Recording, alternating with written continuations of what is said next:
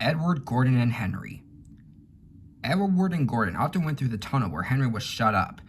Edward would say, "Peep, peep, hello." And Gordon would say, "Poop, poop, poop, serves you right." Poor Henry had no steam to answer. His fire had gone out. Soot and dirt from the tunnel roof had spoiled his lovely green paint and red stripes. He was cold and unhappy and wanted to come out and pull trains too. Gordon always pulled the express. He was proud of being the only engine strong enough to do it. There were many heavy coaches full of important people, like the fat director who had punished Henry.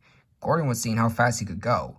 "Hurry, hurry, hurry," he panted. "Trickety-trock, trickety-trock, trickety-trock," said the coaches. Gordon could see Henry's tunnel in front. In a minute, he thought, "I'll poop, poop, poop at Henry and rush through and out into the open again." Closer and closer he came. He was almost there when crack! Wheesh! He was in a cloud of steam and going slower and slower. His driver stopped the train. "What has happened to me?" asked Gordon. "I feel so weak." "You've burst your safety valve," said the driver. "You can't pull the train anymore." "Oh dear," said Gordon. "We were going so nicely too. Look at Henry laughing at me." Gordon made a face at Henry and blew smoke at him. Everybody got out and came to see Gordon. "Humph," said the fat director. "I never liked these big engines, always going wrong. Send for another engine at once." While the guard went to find one, they uncoupled Gordon and ran him on a siding out of the way. The only engine left in the shed was Edward. "I'll come and try," he said. Gordon saw him coming. "That's no use," he said. "Edward can't pull the train."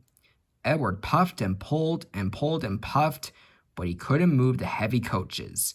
"I told you so," said Gordon rudely. "Why not let Henry try?" "Yes," said the fat director, "I will."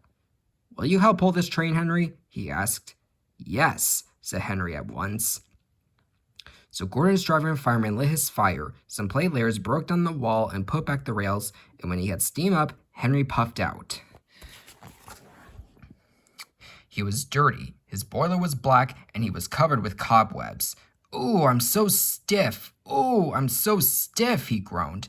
"You'd better have a run to ease your joints and find a turntable," said the fat director kindly. Henry came back feeling better, and they put him in front. "Peep, peep," said Edward. "I'm ready." "Peep, peep, peep," said Henry. "So am I." "Pull hard, pull hard, pull hard," puffed Edward. "We'll do it, we'll do it, we'll do it," puffed Henry. "Pull hard, we'll do it, pull hard, we'll do it, pull hard, we'll do it," they puffed together. The heavy coaches jerked and began to move, slowly at first, then faster and faster. "We've done it together, we've done it together, we've done it together," said Edward and Henry. "You've done it, hooray! You've done it, hooray! You've done it, hooray!" sang the coaches. All the passengers were excited. The fat director leaned out of the window to wave to Edward and Henry, but the train was going so fast that his hat blew off into a field where a goat ate it for his tea. They never stopped till they came to the big station at the end of the line. The passengers all got out and said thank you, and the fat director promised Henry a new coat of paint. "Would you like blue and red?" "Yes, please," said Henry. "Then I'll be like Edward." Edward and Henry went home quietly, and on their way, they helped Gordon back to the shed. All three engines are now great friends.